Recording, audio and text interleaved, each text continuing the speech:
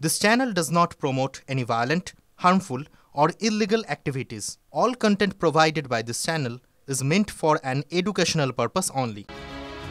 নতুন মাস পড়তেই উৎসবের মেজাজে মেতে উঠেছে সবাই। হাতে গোনা আর মাত্র কয়েকটা দিন পরেই বাঙালির সবথেকে বড় উৎসব দুর্গাপুজো। আনন্দ উৎসবে মেতে থাকলেও এই অক্টোবর মাস থেকেই কিন্তু বদলে গেছে বেশ কিছু গুরুত্বপূর্ণ নিয়ম। এই নিয়ম জানা না থাকলে আগামী দিনে চরম সমস্যায় পড়বেন।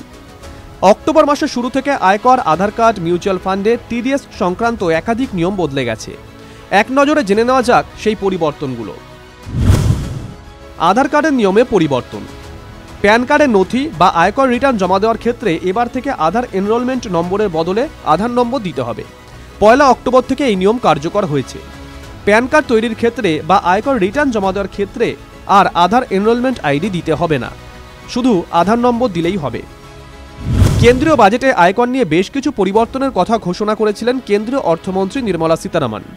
এর মধ্যে অন্যতম ছিল ট্যাক্স ডিডাকশন অ্যাট সোর্স বা টিডিএস এর নিয়ম। 1 অক্টোবর থেকে এই নতুন নিয়ম কার্যকর হয়েছে। এবার কেন্দ্রীয় ও রাজ্য সরকারের নির্দিষ্ট কিছু বন্ডের উপর 10% টিডিএস কার্যকর হবে। জীবন বীমা, বাড়ি ভাড়া, টিডিএস এর নিয়মেও পরিবর্তন এসেছে। পিপিএফ এর নতুন নিয়ম। 1 অক্টোবর থেকে public provident fund, Sukanya Samriddhi Yojana এবং অন্যান্য স্বল্প সঞ্চয় প্রকল্পে বিনিয়োগের নিয়মে পরিবর্তন এসেছে। অর্থমন্ত্রকের নিয়ম অনুযায়ী এবার থেকে নাবালকের নামে অ্যাকাউন্ট খোলা, একাধিক পিপিএফ অ্যাকাউন্ট খোলা, অনাবাসী ভারতীয়দের পিপিএফ অ্যাকাউন্ট খোলার ক্ষেত্রে নিয়মে পরিবর্তন এসেছে। TV9 Bangla digital.